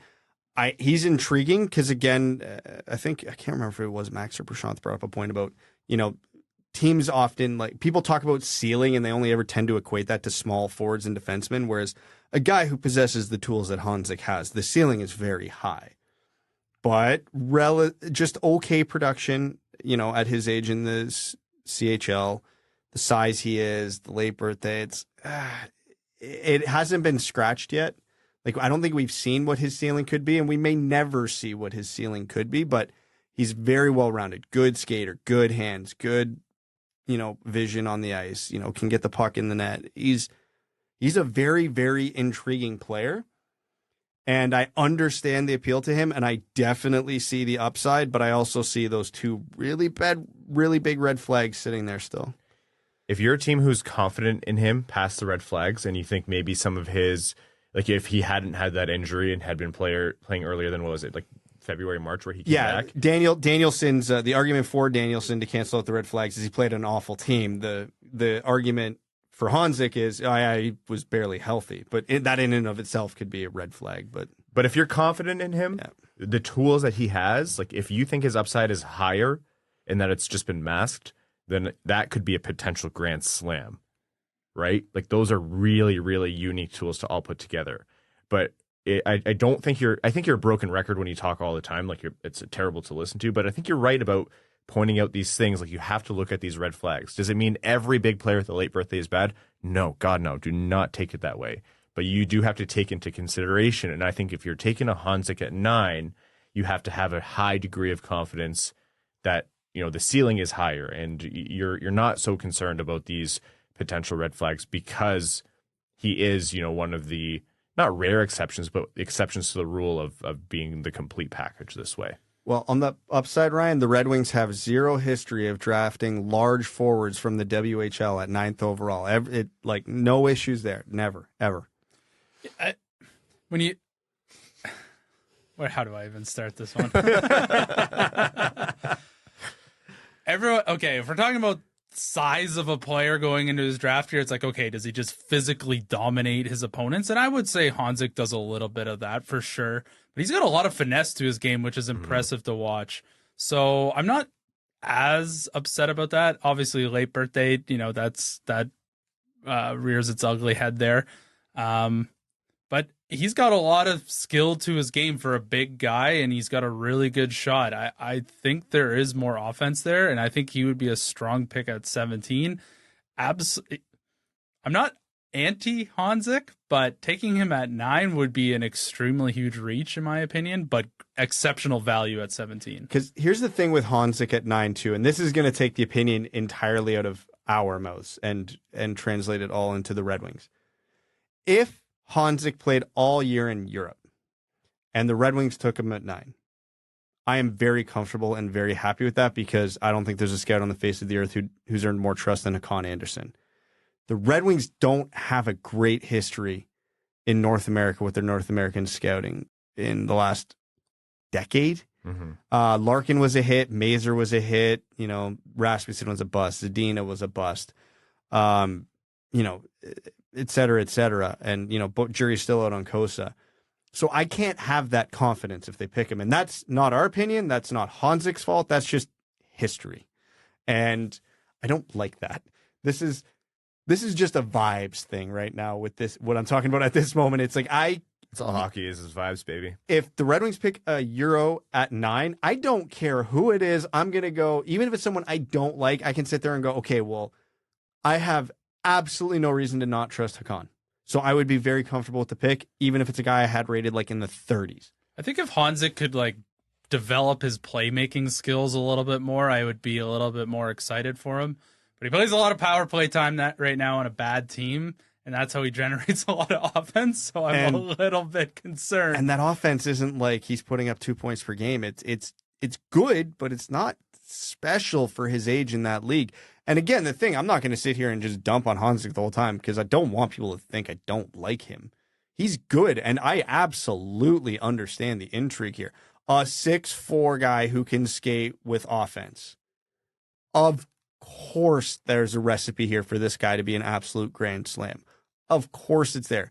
But again, you can't look at the package without looking at the red flags. For all the same reasons I talked about Danielson, they're right here as well. Now, Honzek's a little bigger than Danielson, but wing versus center, whatever you want to do. But yeah, I guess the best word I can use for Honzek, for how I feel, is he's intriguing, and I'd be cautiously optimistic. Okay, Otto Stenberg was 18 on this list, which is a little bit higher than what I thought Stenberg would be. But I'm not surprised to see him, you know, in the late teens. Like, that's not too big of a reach in my mind. So very quickly here, Otto Stenberg as a prospect. Is there such a thing as a typical Swedish forward? Because that's what I see when I look at Stenberg. You know what I mean? Yeah. I don't know how to explain it, but I think everybody who's watched the Red Wings understands what I'm saying. He's not a surprising profile, for sure. Exactly. And, you know, the well-rounded game, enough offense there to keep you interested, but not like this crazy high offensive ceiling where you're thinking he's ever going to come in and score 70, 80, 90 points. I don't think that's in the cards for him. But just to be that useful, productive, second, third line, whatever the hell you need him to be. Shoots well. Oh, yeah, he's got a good shot. Well, you're not in the top 20 in the rankings if you don't have a couple traits. Dmitry Simashev, often a player talked about as potentially having a really high value. The third-ranked defenseman on this list, and you know, a guy who's 6'4" out of Russia, could be a lot of untapped, you know, potential there. So, what do you think about Simashev? Notably, a left-handed shot. Nope, not doing it. This one's you, Ryan. Nope, I'm not taking the heat on this one. You know what? Simashev's game has really grown on me. He's someone I had a harder time discerning his game. We've talked about it on previous episodes where it's like you're evaluating a prospect in Russia right now. It's really difficult to do. So I think I was lower on Simashev before than I am now. The phrase, I think it was Pronman who used toolsy defenseman. And I know that phrase is sometimes in some people's eyes overused, but I think it's a fair assessment of Simashev. He's 6'4", 6'5", good with the puck on his stick, moves the puck up the ice really well. I don't think he's offensively, incredibly gifted, but it's not a black hole part of his game. He has, that typical, this guy will play his ass off. He's 6'4" and competes hard. The Red Wings will like him for that. I think he's a pretty well-rounded defenseman who could be a lot better than, public consensus is, just because he's been not buried in Russia, but behind that kind of curtain. How long did it take you to iron that one out? I don't know. There's questions for me about relevance to Detroit because he's left-handed, but I'm also the same person who says don't not pick a prospect who's worth it just because it doesn't make sense right now, because everything changes on a dime in the NHL, especially with your prospect pools. I know this isn't fair to Simashev, but if you're the Detroit Red Wings and you have 2 premium picks here, how the hell do you take a left shot D? If you think he is going to be an everyday top 4 defenseman, then you take that at 17, unless you think you have something better elsewhere. Which you might. That's the argument. But the argument for me for Simashev right now is he has to be so head and shoulders above everybody else in your rankings where you're picking him. Because again, is Simashev better than Edvinsson? No, probably not. Comparable, yes. Better, no. Is Wallander that much further behind than Simashev? What do you think about Albert Johansson? And that doesn't even factor in. Well, how long do you plan on keeping Jake Wallman? And, Ole Mata's up for a few years, but he probably won't matter. Unless you're trading some of these guys for a DeBrincat or a Konecny or a who the hell ever, stay tuned. Which everything I'm saying right now could be very, very relevant by tomorrow, for all we know. If Wallander's in a package for, Travis Konecny or whatever, my whole opinion on Simashev changes. Not on Simashev, on drafting Simashev changes. But I just can't reconcile with how many glaring holes this team has and how many players who are going to be available at both picks 9 and 17 in this draft that can help fill said holes in the lineup. I just can't justify taking Simashev because to me, he is not that much further ahead than any of these guys. Yeah. Simashev, he's potentially, I don't know if I totally believe what I'm about to say, but I think he might be the best skating defenseman, at least based on size, skating per size, if we can turn that into an advanced analytic. Yeah. The fact that he's 6'4", over 200 pounds as a 17, 18-year-old, and he can skate the way he does, is extremely impressive. Most people that size at that age would look like a giraffe on skates. I do think Willander has him beat, but I can appreciate what you're saying. Sure. Yeah, it's in the margins there, I think. He's exceptionally good as a defender. He's great in the neutral zone. He can gap up, kill plays before they even begin, and he plays physical and can shut guys down. GMs love those types of players. For me, I don't totally see the offensive upside, which would make me take him in the top 10.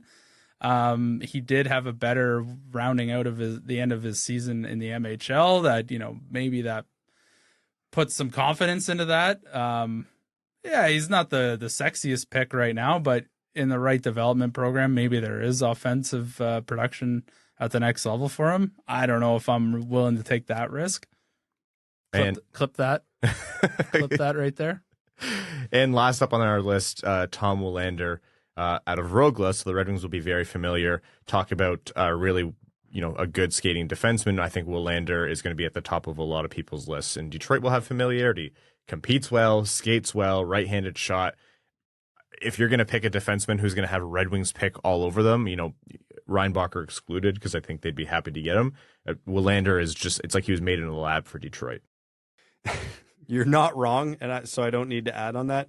The only thing The only thing that's going to prevent the Red Wings from picking Willander at 17, in my mind, is if he's not there at 17. They honestly might take him at 9. I want to put that out there. Yeah, they may take him at 9. Again, if he was built in a lab for the Red Wings, here it is. I mean, I'd say the same thing about Oliver Moore, but yeah, to me, he's the black and white. He's the Oliver Moore of defense. He's high motor, high compete, doesn't really contribute offensively. So take that for what you want. But he's exceptionally dynamic because of his speed and his motor. So I can see why he's been one of the biggest risers on people's draft boards. Okay, so that's a lot of thoughts on, the top 20 rated picks, and that's not even getting into guys like Cal Ritchie, Daniil Boot, Gulyayev, Shala, Musty, et cetera, et cetera. We didn't talk about Andrew Crystal, but still, that's a little bit of a profile on all of them. A lot of this has been rehashed, and we gave you a little bit of a flavor of what we think personally and what we think for the Red Wings. Let's now do our top, 10 or so players. You have to rank them. Exclude Bedard, Fantilli, Karlsson. yeah, let's just go from 6 to like 15 or something like that. Yeah, include Leonard and Dvorsky, but exclude Bedard, Fantilli, Karlsson, Smith, Michkov. So Leonard through... Well, that totally screws up my rankings. Then just leave their names out when you get to them. Can you subtract 5? I'm sure we can go through Bedard, Fantilli, Michkov, Karlsson very quickly in our rankings. Okay, yeah. Okay. All right, Bedard, Michkov, Fantilli, Karlsson, as you were. Bedard, Fantilli, Michkov, Karlsson, Ryan. Bedard, Michkov, Fantilli, Karlsson, Smith. All right, there we go. We did it. Hey. Actually, I'll let you start at 5, Evan. I have Zach Benson, all for the reasons I said earlier. Okay. And you have Smith as well, Brad? At 5, yes. And I don't know how you guys build out your rankings. I was kind of just going off what I perceive as talent. Yeah. Not necessarily where I think they'll go. Yep. That's kind of just how I did it. So at 6, I still have Leonard over Dvorsky. And I have Leonard over Will Smith. I have Leonard over Moore. Yeah, so 7. This couldn't be any more confusing how this looks. Okay, yeah, you run through your list. We'll tell you why you're wrong and stupid. Okay, and then you can do the same for us. Perfect. All right. So Bedard, Fantilli, Michkov, Karlsson. That's my top 4. You didn't need to repeat that part of it. No changes. No changes.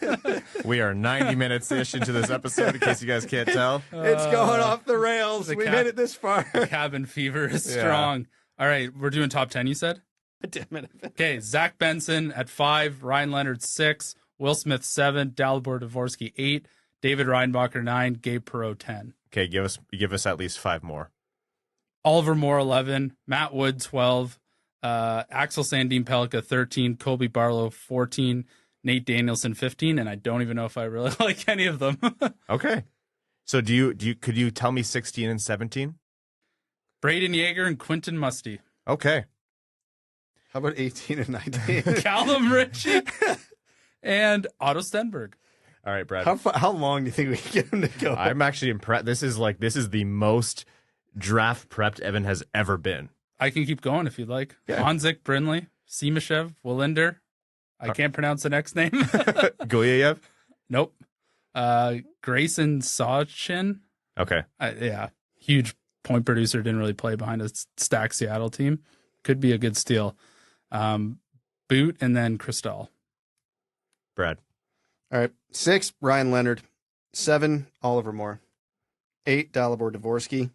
9, Zach Benson. 10, Gabe Perreault. 11, Sandin Pellikka. 12, Matthew Wood. 13, Reinbacher. 14, Yeager. 15, Danielson. 16, Willander. 17, Barlow. 6, Leonard. 7, Dvorsky. I'm going to stick 8 and 9 as Benson and Moore, respectively, but I don't necessarily think that's, Benson would be the better pick than Moore for Detroit. 10, Perreault.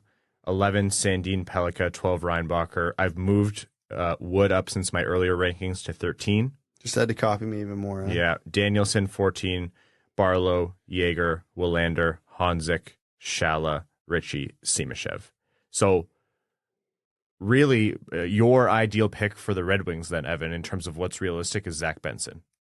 I mean, I have him at 5. Yeah, and the top 4 aren't dropping to Detroit in all likelihood, barring a trade. I mean, I also have Will Smith at 7. Yeah, and he won't go. He'll go. I don't think he would be there. I don't think he'll be there at 7. I don't even think he'll be there at 6. So, and Brad, your ideal pick for the Red Wings is Leonard, within the realm of reason. Within the realm of, I don't even know if I put Leonard within the realm of reason at this point. I think he's a long shot to get there. Dvorsky, and then who did he have after? No, Dvorsky? more than Dvorsky. And then for me, I have Leonard, Dvorsky, Benson, Moore. So there's a when we have on the that graphic you put up top 3 preferred picks of who's likely to be there, mine will be Moore, Dvorsky, Benson. So it's starting to take shape, and I look at Matthew Wood at 13, and I'm like, maybe too low still, depending on how you feel about the risk versus reward there.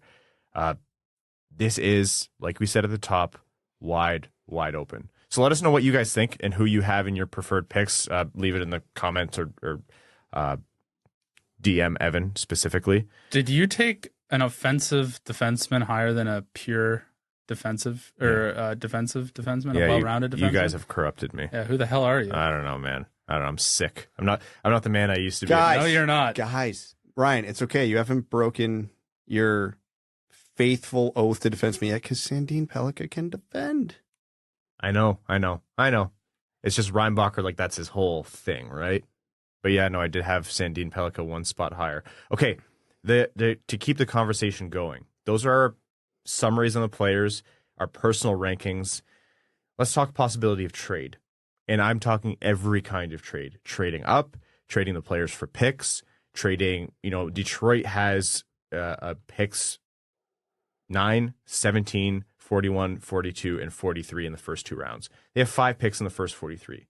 They have a stacked pipeline, not with high-end talent, but pretty good talent, and eventually you run out of space.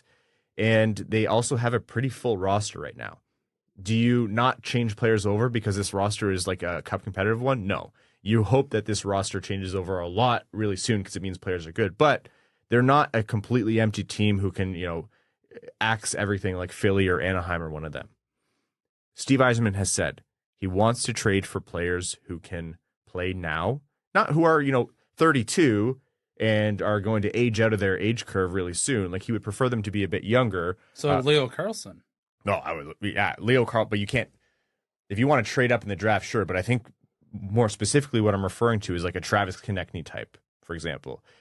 26, 27 in that range, has a lot of good years ahead of him, has some cost control, and you know how he can play. He's a certain fact. Like there's a certainty to him. Also, you look at that top 5. We just gave you a chunk of players who are like embedded in amber. The Red Wings will never be able to access them because they're not going to fall to 9 unless you trade up. So what's a possibility here in your mind? I don't think a trade up from 9 is very likely unless for some reason the Red Wings get very hot to trot on Michkov. The cost to trade up into the top 5 will be too high, and I think trading up from 6 to 8, unless it's for Michkov, is redundant because you're going to get a similar skilled player just falling to 9 because that's the realm of it. 17's where I think it gets interesting because if I'm being honest, if the Red Wings walk away from this draft with all 3 second-round picks, I'll almost be a little disappointed because that's a lot of high-value currency. And whether that's for an active player or a trade up from 17, I think is a possibility. Because for my list personally, which I'm sure the Red Wings follow to the letter, anybody in my top 13 I'm comfortable with at 9, which means if you're coming up from 17, even if the board goes exactly to my list, which it won't, but if it does, you can get some value trading up only 4 slots. Like you get a top 10 talent in my mind at that point. And if the Red Wings have a guy, like, if they want to get up for a Matthew Wood or Sandin Pellikka, they can and should. And again, I understand the value of that is not the play. I'm a huge advocate for trading back and have been forever and I will continue to be one in general. But the Red Wings have such a lack of high-end talent, and they have such a plethora of prospects and picks in the top 43 alone in this one.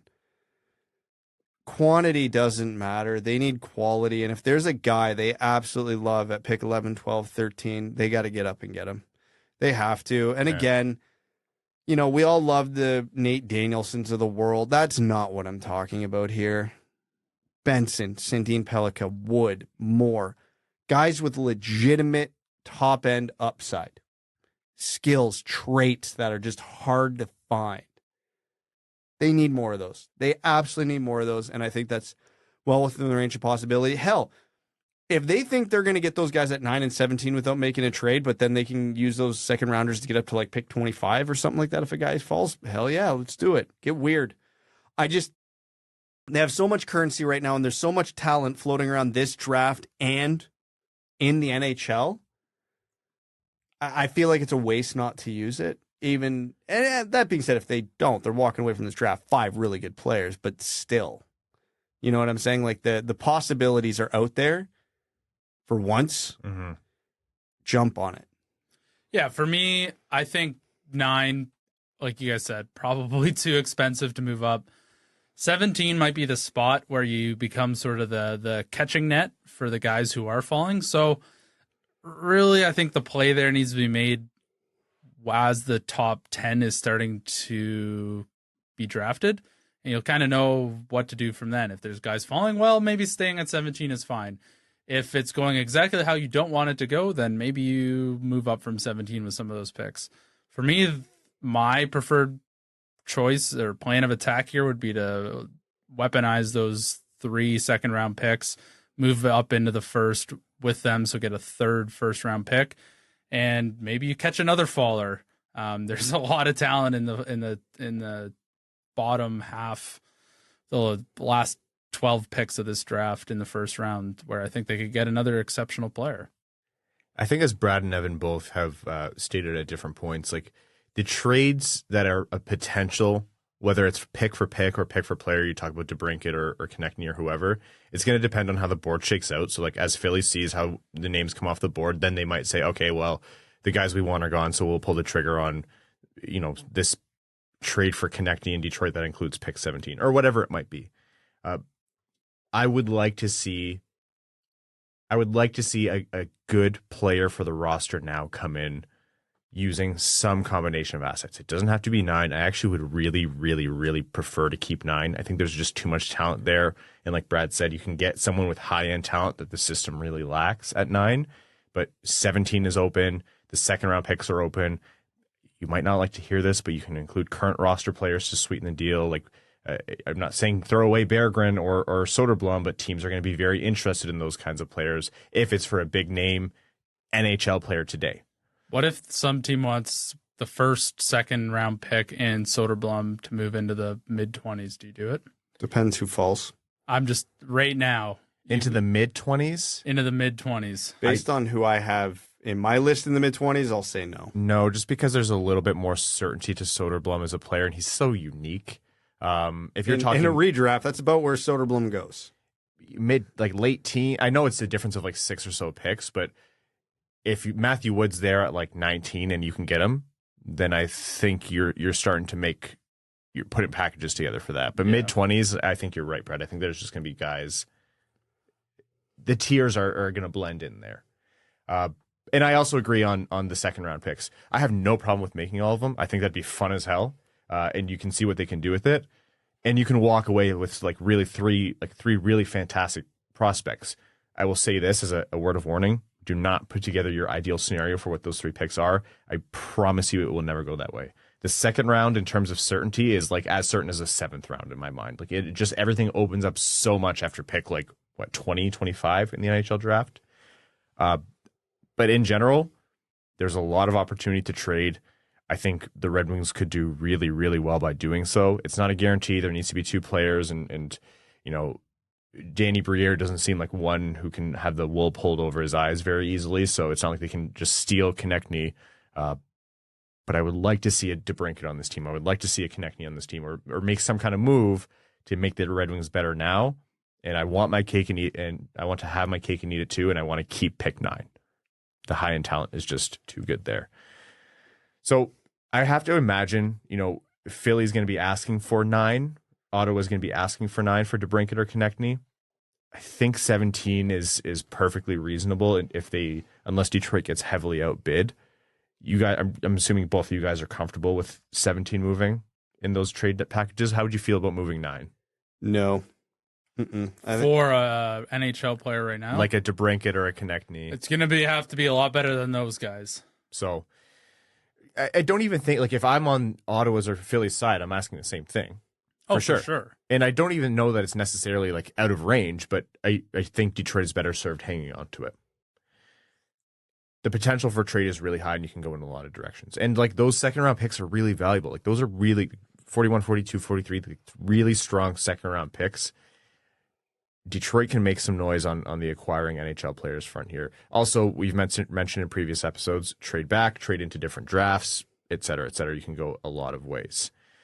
Who are, some ideal but realistic scenarios for the second-round picks in your mind, who you would like to see the Red Wings look at, understanding that it's never going to shake out this way? Man, looking at my list of guys that I could see maybe getting that low, Oscar Fisker Molgaard is intriguing. I'm a big fan, obviously covering Kitchener, of Brustevich and Raykop for different reasons. Just Brustevich is a right shot defenseman, high hockey IQ. If he was just a little bigger and played with a little more pace, he's a surefire first rounder.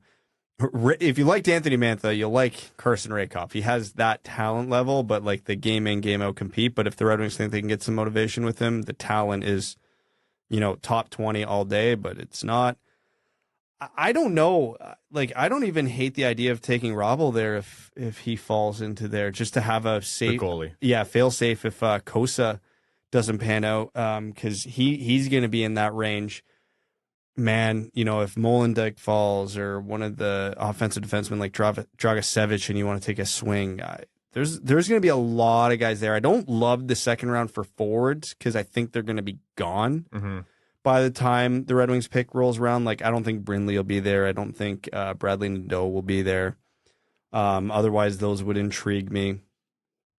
You never know. Maybe one of the big physical, athletic type guys like a Stramel falls to them at that spot, or Danny Nelson from the NTDP, and you want to work with that physical skill set and see what kind of mold you can make out of that. But I don't know, it's interesting because again, it's so wide open in the second round that it's hard to really pin it down. I think Stramel, guys like Stenberg, they're trending in the wrong direction where I would have hoped they would have gone to the second round before, but I just don't know that it's going to go that way. Oliver Bonk, probably the same. Oh, he's not getting there. Yeah, I agree with you on Brindley. I don't think he'll get there, but it would be nice. Dragicevic, Danny Nelson, those are guys that we talked about in our mock draft, as well as Anton Wahlberg. I don't hate the Hrabel idea to grab a goalie, only if you're making multiple of the 3 second-round picks, though. If it's your only second-round pick, I'm not sure. I actually don't love that. But if you're making 3 and you want to spend 1 on a goalie as insurance for Kosa, yeah, please do. But there's it opens up quite a bit. Haltunen is one of the guys that we took in the mock draft, and Felix Nielsen is another one who I think would be definitely really worth looking at. Pretty much the MO, this operating procedure is, who do you want in the second round? Whoever falls out of the first round rankings. Like, there's probably a guy that any one of us has ranked 15 to 20 that's going to be there in the second round. That's usually how these things go, or somewhere in and around there.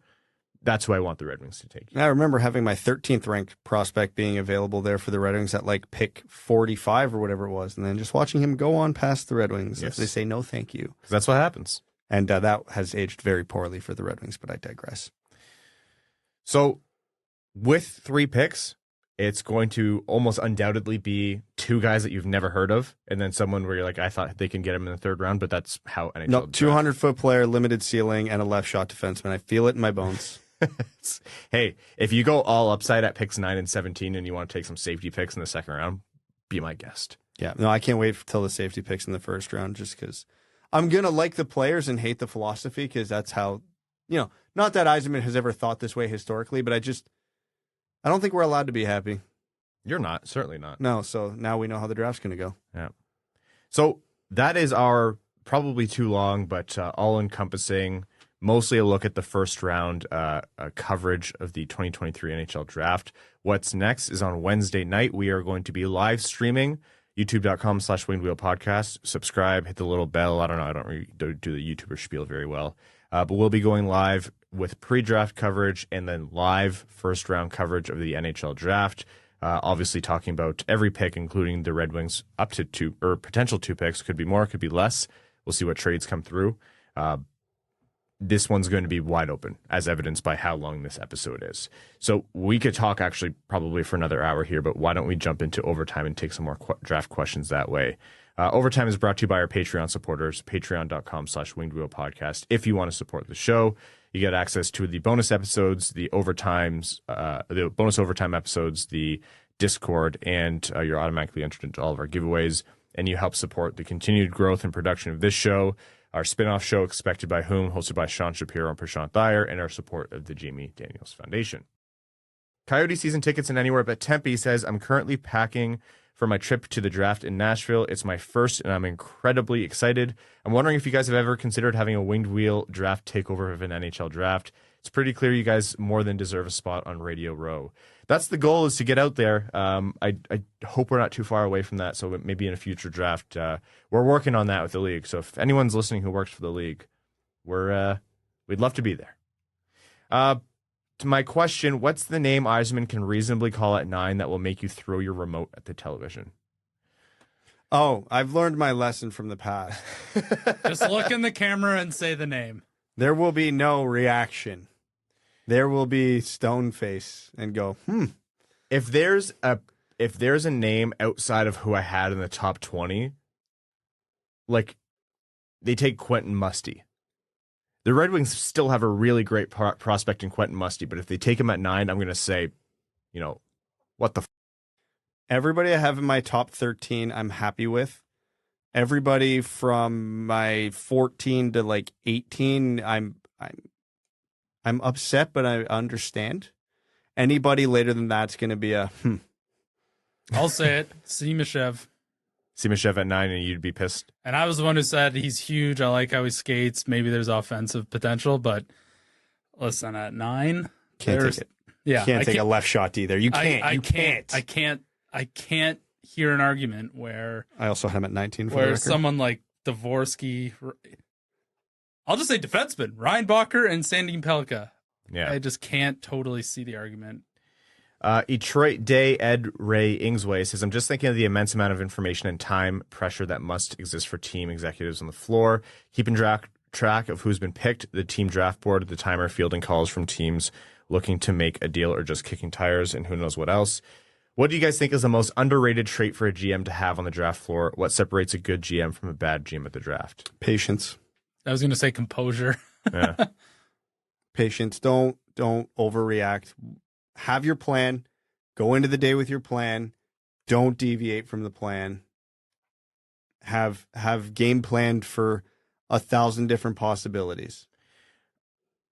I'm going to say underappreciated, and probably by me, but a GM who does what they have to do to get their guy. If you really believe in a player, move up, draft, reach for him, trade up for him, whatever. And I've criticized that specifically from the Red Wings when it's happened, and I've been right and I've been wrong. But a GM who does it, what I've learned over time is if you have a guy, go out and get him. The Columbus Blue Jackets had on YouTube, those behind the scenes videos, and they had one of the episodes was like the workshop, their draft scouting general management team they were doing for the draft. It was the Shane Wright draft, and it was very interesting to see some of the conversation back and forth between different prospects and how they they didn't obviously tell you what their ranking looked like, but it was interesting to see how they kind of slotted players in and built their list. Yeah, that behind the scenes is always really cool to see. Give Wallman the Heart says, which draft prospect do you think has an equal chance to be taken before 9 or be available at 17? My answer would probably be Sandin Pellikka, but curious what you guys think. Equal chance to be taken at 9 or available at 17? Before 9 or available at 17. I think Matthew Wood. Yeah, that's a good one. I think Matthew Wood. I think Simashev's in there. I think any of the defensemen. Benson. Yep. Yeah. Benson's definitely in that camp. Yeah, Benson's actually probably the most likely to slide around. Dan DeVries says, are there any specific outcomes from this draft that would make you genuinely angry? Obviously, asset mismanagement is a general answer, but any speculated trade scenarios you've heard proposed or picks that you really dislike for the Wings. You guys have done a great job showing a ton of routes the Wings could take that would be at least satisfactory, even if they wouldn't be the move you'd make. But what move would be the result? Would result in the creation of more memes for a trophy awards ceremony. Low upside, middle six forward, and a left shot D. Trading pick 9 for in an overpayment in a trade. But if it got you, Konecny or DeBrincat, you can't be upset that you get those guys, and then taking someone with low upside with the other pick when there's higher upside players available. Not a huge fan of taking boring picks. So it could be, taking someone who's considered the high floor type guy with a low ceiling. I'll let you insert names. Evan, big Nate Danielson guy. Yeah, insert names as you will. And then, I think maybe a trade where the return isn't quite where I thought it would be, especially for 9. Okay, only a couple more. Time for a couple more here. Joseph Barry says, should Detroit consider adding an Adam Boqvist or Jake Bean? Both are looking to be potentially odd men out in Columbus, and they're still relatively young. I feel like he's 26 now. Yeah. Wasn't he drafted in like the 90s? Didn't everybody want Jake Bean at some point? Yeah. He's been on a little bit of a roller coaster. If they're not good enough to crack Columbus's roster, I'm not super optimistic. As like a cheap reclamation project, sure. Do I see Columbus letting them go? Either of them go cheap? No. Okay, folks, that's our 2023 NHL Draft Preview. Could we have covered more? Yes, absolutely. But we did cover more. All right, see you later. I'm so happy this episode's ending right now. Thank you all so much for listening. Again, subscribe on YouTube. We are going to be live streaming on Wednesday night. And for the patrons, all of our patrons on Thursday, we're going to be doing an all-day stream for rounds 2 through 7, where we hang out. Everyone can get on the call, and you see a little bit more of an unfiltered casual view, but one that you're still going to have access to us for all of the day 2 picks. But for now, thank you all so much for tuning in. If you're a new listener, welcome. I promise the episodes aren't usually this long. And if you're a returning listener, 8th time's a charm for draft coverage, I guess. But appreciate you all so much. If you want to support and go above and beyond, patreon.com/wingedwheelpodcast. Other ways you can support is by subscribing to the podcast and leaving a rating wherever you listen, Spotify, Apple Podcasts, wherever. It makes a big difference. To all of our listeners, thank you. To our name-level supporters on Patreon, Arjun Shanker, Yves Bartels on behalf of the Sarah Grand Foundation, Aikfer, Raymond's Missing Tooth, We Are Geelong, the greatest team of all, Glenn Brabham, Keenan O'Donohue, Yanni Burgers, Meals on Wheels, Matthew M. Rice, Cider for Norris, Croner's Left Knee, Admiral Matt S. at the Cheesebag Navy, Babe Landeskog, Carl Brutanen Analuski, Citizen High Five, Connor Scovey, Cooking with Kosa, Coyote Season Tickets and Anywhere But Tempe, Denny's Gamer Girl, Derek Enstam, DJ Denton, Give Blood, Fight Probert, Hockeytown Love, Hockeytown Matt, Hassam Al-Qassem, If You're Happy and You Know It, Clap Your Hands, Jay Gollum, Jacob Turner, Joel Miranda, Kalen Wood, Kevin James, King Tone, Marcus, Matt McKay, Michael Edlund, Prashant, the Goalie Truther, Yzerman, R.A. Red 3, Ryan, Big Brass Ones, Hannah, Ryan Hubbard, Scott Martin, That's What I Appreciates About You, Wallman's Elite Dancing D, Zachary Rogers, General Andy Bohan of the Cheesebag Army, Sam Bankson, #1 Red Guys fan, A.A. Ron, Adam Rose, Brad Simmons, Brian Vasha, Captain Antonio Gracias of the United Federation of Cheesebags, Chuck Buffchest, the Tarpless Goon, C.J. Wilkinson, Commander Ben Barron of the Cheesebag Space Force, Connor Leighton, Corey Prida, Darren Fick, Draft Night 2023, 4 Dudes in the Dungeon Edition, starring Herlin, Tyler, Pastor Jake, Avs, Suck, Conrad, and All-American Reed, Dungeon Master of Puppets, Frank Stanley, Gene Sullivan, Grand Rapids Hockey Guy, Griffey Boy, Instructions Unclear, Cheesebag No Longer Fresh, James Laporte, Jeremiah Dobo, JM Rhapsody, John Evans, John Ingalls, Josh Yelton, Kevin McCracken, Quaz, Linda Hull, Maximilian, Melissa Erickson. That's what I get for reading Brad's text in the middle of this.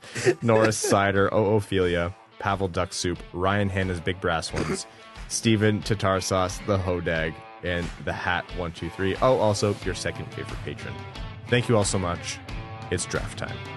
Thanks for tuning in to the Winged Wheel Podcast. Be sure to check out wingedwheelpodcast.com, where you can subscribe to the show on iTunes, Spotify, or wherever you get your podcasts. You'll also find links to other ways to support the show, such as Patreon, official podcast apparel, and more. And don't forget to follow the show on Twitter at Winged Wheel Pod. And of course, the hosts at Brad Crisco, at Ryan Hanna WWP, and at Hockeytown Evan.